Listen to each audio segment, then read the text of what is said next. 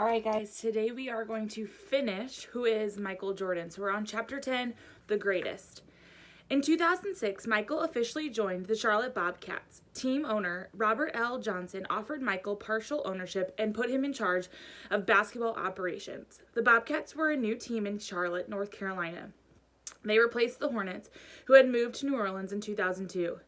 Michael's personal life also changed in 2006. He and Juanita divorced. They had separated once before in 2002, but had gotten back together. This time, it was final. It was tough to make the Bobcats into a winning team. Fans didn't always agree with Michael's draft choices and trades. The team lost a lot of games. It was hard being in charge of a team, but everyone still remembers Michael's playing career. He was inducted into the Basketball Hall of Fame in 2009. At the Hall of Fame ceremony, he was expected to make a speech. He was nervous about the event. The audience was filled with people who had been helpful and important to his career. When others spoke about him, he became emotional and cried several times. Then it was time for Michael to give his own speech.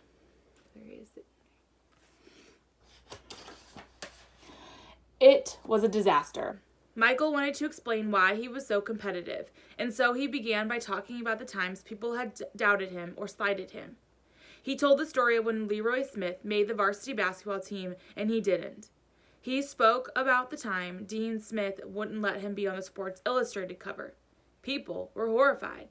Hall of Fame speeches were usually warm and filled with gratitude. Michael's just seemed bitter and angry. But he wanted to let people know that those slights and doubts were the things that pushed him to be greater at the sport. He did thank many people in his speech, but most of all, he thanked the game itself.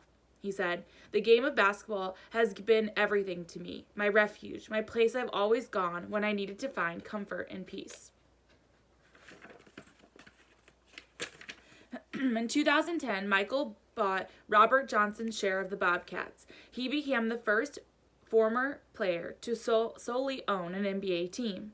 The team's finances improved. He donated money to keep sports programs going for local middle schools and helped get the team's players involved in the community. But the Bobcats seemed to get even worse on the court. Michael hired another executive to take over basketball operations, but they kept losing. Coaches came and went. Fans and sports writers criticized his decisions. Some called him the worst owner in the league. Others said he should sell the team. Then, in 2013, he made the one move that everyone did like. The New Orleans Hornets changed their name to the Pelicans. Jordan asked the NBA if Charlotte could have the Hornets' name back. The league granted his request, and they became the Charlotte Hornets again. Michael's personal life was also changing. After dating for a few years, he married Yvette Pareto in 2013. The next year, Michael and Yvette had twin daughters, Victoria and Jezebel. From 2015 to 2016, more than 50% of all basketball sneakers sold in the United States were from the Jordan brand of Nikes. Michael earned $100 million a year from his Nike deal alone. In 2010, he was named to Forbes magazine's list of billionaires. He is the highest paid athlete of all time with $1.85 billion in total earnings, $93 million of it from his playing career. He is still one of the most popular athletes in the world. In 2016, he received the Presidential Medal of Freedom from President Barack Obama. When ESPN the magazine reporter did a long interview with Michael before his 50th birthday, Michael spoke about how his whole life had been about competition and how hard it was not to play anymore. He asked, "How can I find peace away from the game of basketball?"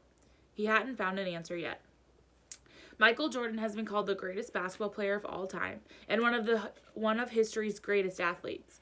He always worked hard to make most of the natural talent. He always demanded the best of himself and the best of those around him. Michael also changed the NBA with his high-flying, airborne style and speed. He changed the world of advertising, too. Before Michael, few basketball players were even seen in advertisements. Now, they are everywhere. There's LeBron holding a Sprite. I want a Sprite. Michael's career is filled with highlights that astonished fans at the time and still continue to do so. Sometimes, Michael startled himself by what he could do. Once, he told a reporter how watching one of his dunks on video in slow motion made him feel. He wondered aloud, when does jumping become flying? When it's Michael Jordan. All right. And that is the end. All right, so I haven't decided what book I'm going to start next, who is, who was. So it's going to be a surprise for both of us on Monday. So see you then.